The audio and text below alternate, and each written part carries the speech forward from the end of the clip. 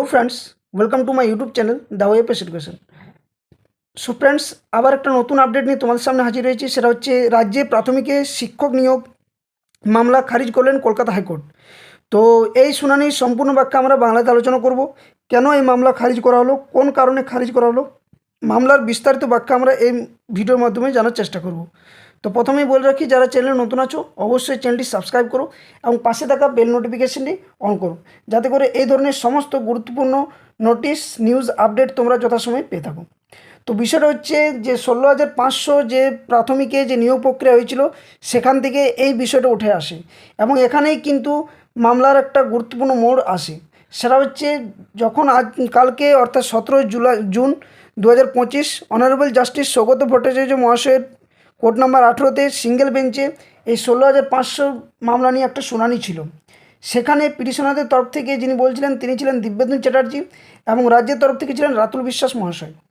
তো প্রথমত পিটিশনারদের তরফ থেকে দিব্যেন্দু চ্যাটার্জি বিষয়টা বলেন যে মিলট, এই কেস ফাইলটা হচ্ছে 16,500 প্রাথমিকের নিয়োগের প্যানেল নিয়ে। এখানে আমার যে মক্কেল তিনি কিন্তু যে 16,500 যে প্যানেল প্রকাশ হয়েছিল তার যে লাস্ট ক্যান্ডিডেট তার থেকে কিন্তু বেশি নাম্বার রয়েছে।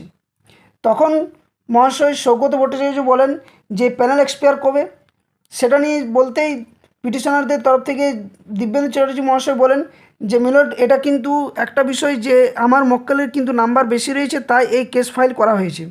আবার কিন্তু সৌগত ভট্টাচার্য বাবু জিজ্ঞেস করেন যে এই প্যানেল এক্সপায়ার কবে। তখন রাজ্য সরকারের তরফ থেকে রাতুল বিশ্বাস মহাশয় বলেন যে প্যানেল এক্সপায়ার মার্চ 2020। এবং তখন সৌগত ভট্টাচার্য মহাশয় বলেন পিটিশনারদের দিব্যেন্দু চ্যাটার্জিকে যে আপনি এই মুহূর্তে কেন এই মামলা করতে এসেছেন। প্রথমেই তিনি কিন্তু এটা ধমক দিয়ে বলেন।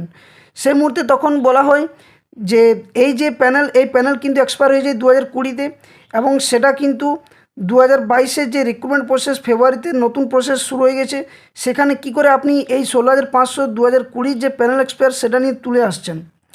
তখন পিটিশনের তরফ থেকে যিনি ছিলেন দিব্যেন্দু চ্যাটার্জি তিনি বলেন যে মেলড, এটা যেহেতু আমরা করেছিলাম, আরটিআই করেছিলাম, সে আরটিআই রিপোর্ট আসতে কিন্তু দেরি হয়। তখন বিচারপতি সৌগত ভট্টাচার্য একটা বিষয় তুলে আনেন যে এই যে বিষয়টা এটা কিন্তু আপনি এই মুহূর্তে করছেন, এটা কি যুক্তিযুক্ত? এই ফাইল কিন্তু 2023-এ কিন্তু পুরোপুরি ক্লোজ হয়ে যায়, 2025-এ দাঁড়িয়ে আপনি কেন এই ধরনের ফাইল করছেন? তাহলে কি এইভাবে যদি আপনারা একের পর এক মামলা করতে থাকেন কোনো মক্কেলের তরফ থেকে, তাহলে কি প্রত্যেকটা সেশন বা প্রত্যেকটা যে প্যানেল, সে প্যানেল এক্সপায়ার হওয়ার পর কি রাজ্য সরকার চাকরি দিতে পারবে? এটা নিয়ে কিন্তু বলেন। তখন রাতুল বিশ্বাস মহাশয় বলেন যে মেলট, এটা প্যানেলটা কিন্তু এক্সপায়ার হয়ে যায় মার্চ 2020-তেই। এখানে কিন্তু কোনোভাবেই আর নিয়োগ প্রক্রিয়া করা সম্ভব নয় এবং এই যে 16,500 যে প্যানেল সেটা কিন্তু যেহেতু এক্সপায়ার এবং নতুন যে প্যানেল প্রকাশিত হয়েছে রাজ্য সরকারের তরফ থেকে সেটা ফেব্রুয়ারি 2022 থেকে কিন্তু তার নিয়োগ প্রক্রিয়া চলছে। এই মুহূর্তে কিভাবে সেই 16,500-কে টেনে এনে নিয়োগ করা যায়?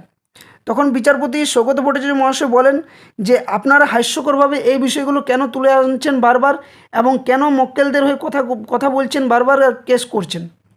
এবং এই মুহূর্তে সৌগত ভট্টাচার্য মহাশয় তিনি কিন্তু একটা গুরুত্বপূর্ণ মন্তব্য প্রকাশ করেন পিটিশনারদের উকিল যিনি ছিলেন দিব্যেন্দু চ্যাটার্জি মহাশয়কে, যে আপনারা যদি এইভাবে দীর্ঘদিন ধরে একটার পর একটা যদি কোনো প্যানেল এক্সপায়ার হওয়ার পর যদি কেস করেন তাহলে কিন্তু আমরা এরপর ফাইন করতে বাধ্য হব। এবং তিনি তারপর ফাইন করার জন্য মামলা লিখতে শুরু করেন। ঠিক সেই মুহূর্তে দিব্যেন্দু চ্যাটার্জি মহাশয় কোনোভাবেই সেই ফাইন থেকে আটকানোর চেষ্টা করেন এবং বিষয়টা ক্লোজ করার চেষ্টা করেন। ঠিক এই মুহূর্তে সৌগত ভট্টাচার্য মহাশয় বলেন যে এই নিয়ে যদি আপনারা বারবার করেন তাহলে আপনারা সুপ্রিম কোর্টে যান।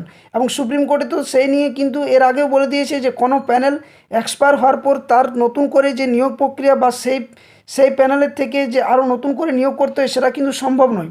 কারণ একটা মামলা যখনই যার প্যানেল থাকবে সেই প্যানেলের যখনই প্যানেল প্রকাশ হবে এবং প্যানেল প্রকাশ হওয়ার পরে যে এক্সপায়ারি ডেট, সেই এক্সপায়ারি ডেটের আগে মুহূর্ত পর্যন্তই রাজ্য সরকার কোনো কিছু পদক্ষেপ নিতে পারে। সেই প্যানেল যেহেতু অনেক আগেকার, প্রায় 3 থেকে 4 বছর আগের প্যানেল, এবং এই মুহূর্তে আপনারা কিভাবে সেই চাকরির জন্য আবেদন করছেন সেটা কিন্তু একটা হাস্যকর বিষয় হয়ে দাঁড়িয়েছে। এখন যদি আমি এই প্যানেলে নিয়ে যদি কিছু বলি তাহলে 5 বছর পর যদি আরও কেউ আবার আপনার হয়ে যদি বা আপনি যদি তার হয়ে কেস করেন তাহলে কি আবার কি রাজ্য সরকার তাকে চাকরি দিতে পারবে? তো এই নিয়ে বিষয়টা উঠে আসে এবং তারপর অনারেবল জাস্টিস সৌগত ভট্টাচার্য মহাশয় তিনি বিষয়টিকে ক্লোজ করার চেষ্টা করেন এবং ফাইন যে করার কথা ছিল পিটিশনারকে সেটা কিন্তু বাদ দেন এবং এই নিয়ে মামলার শেষ হয় এবং পরবর্তী যে বিষয় সেটা নিয়ে তিনি বলেন যে আমার এই মুহূর্তে আরও পরবর্তী মামলা রয়েছে, তাই এই নিয়ে আর কোনো বিষয় বা এইভাবে কোনো কিছু যে প্যানেল এক্সপায়ার হওয়ার পর আপনারা নতুন কোনো কিছু বিষয় এভাবে তুলে আনবেন না, যাতে করে কোনো হাস্যকর বা কোনো ফাইন কোর্ট থেকে করতে বাধ্য হয়। তো এটাই ছিল আপডেট। আশা করছি ভিডিওটি ভালো লেগেছে। যদি ভিডিওটি ভালো লেগে থাকে অবশ্যই ভিডিওটি লাইক এবং বন্ধুর সাথে শেয়ার করবেন এবং চ্যানেল নতুন হয়ে থাকলে অবশ্যই চ্যানেলটি সাবস্ক্রাইব করে পাশে থাকা বেল নোটিফিকেশন অন করবেন। ধন্যবাদ। জয় হিন্দ।